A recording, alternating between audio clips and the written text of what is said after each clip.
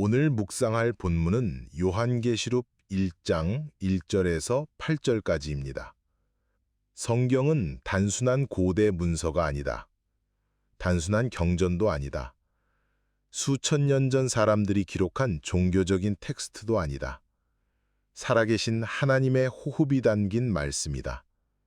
오늘을 살아가는 나에게, 우리 모든 그리스도인에게 살아서 역사하는 생명의 말씀이다. 하나님의 온기를 간직한 말씀인 것이다. 히브리서 4장 12절은 이렇게 증언한다. 하나님의 말씀은 살아있고 힘이 있어서 어떤 양날 칼보다도 더 날카롭습니다. 그래서 사람 속을 꿰뚫어 혼과 영을 갈라내고 관절과 골수를 갈라놓기까지 하며 마음에 품은 생각과 의도를 밝혀냅니다. 과연 말씀은 살아있고 활력이 있다. 단순히 지식을 전달하는 매개체가 아니라는 말이다. 좌우의 날이 선 그 어떤 검보다도 예리하여 사람의 마음 중심까지 꿰뚫음으로 말미암아 사람을 교훈하며 변화시키는 능력을 지닌 것이 바로 성경의 말씀이다. 사도 요한을 통하여 전해진 요한계시록의 말씀도 그렇다. 이 계시는 예수 그리스도의 계시이며 하나님께서 그의 종들에게 보여주시기 위해 그리스도에게 주신 것이다. 그리스도는 천사를 통하여 요한에게 알려주셨고 자신이 본 모든 것을 요한이 충실히 증언한 것, 그게 바로 요한계시록이다. 요한은 요한계시록을 기록한 이유에 대해서 밝히고 있다. 그때, 즉 주님이 재림하시는 종말의 때가 가까이 왔기 때문이다.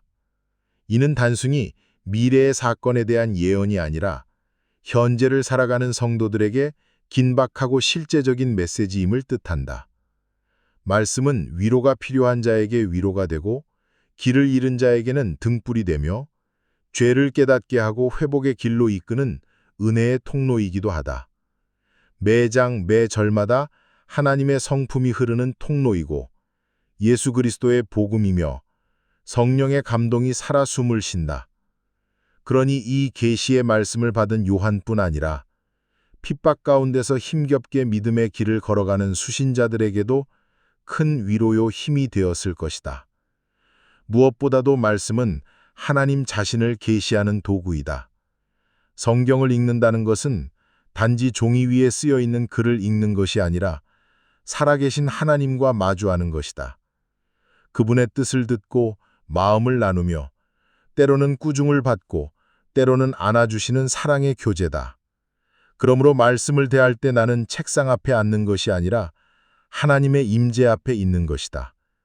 말씀이 있는 곳에 생명이 있고 그 생명은 어제도 오늘도 영원히 변하지 않는 주님의 은혜와 진리 안에 있다.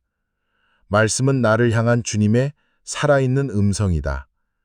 말씀은 읽고 듣고 그리고 지키라고 주신 것이다.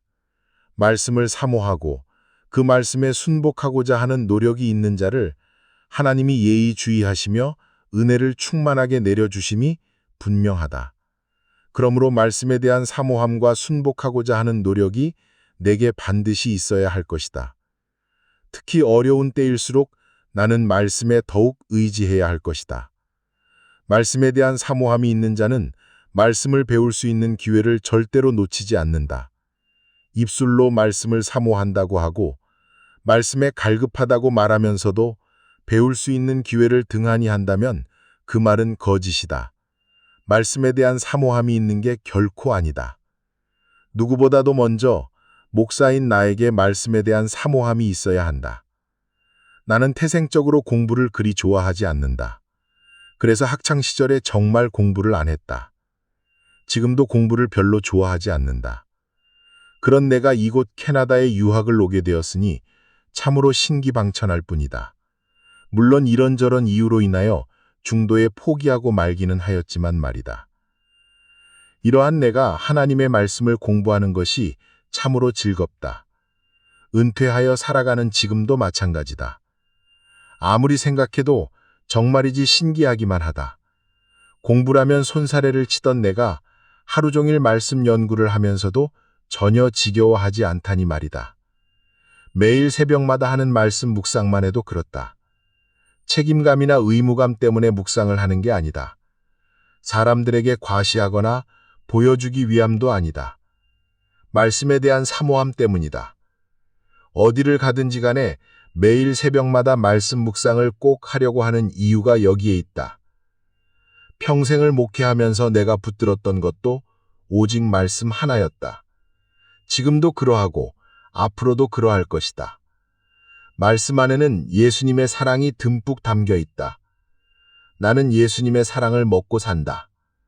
나를 사랑하셔서 친히 피를 흘려주심으로 나를 모든 죄에서 해방시키시고 천국 백성으로 삼으시며 거룩한 제사장이 되게 해주신 주님을 찬양한다. 세상의 권세, 부귀영화를 누리지 못해도 괜찮다.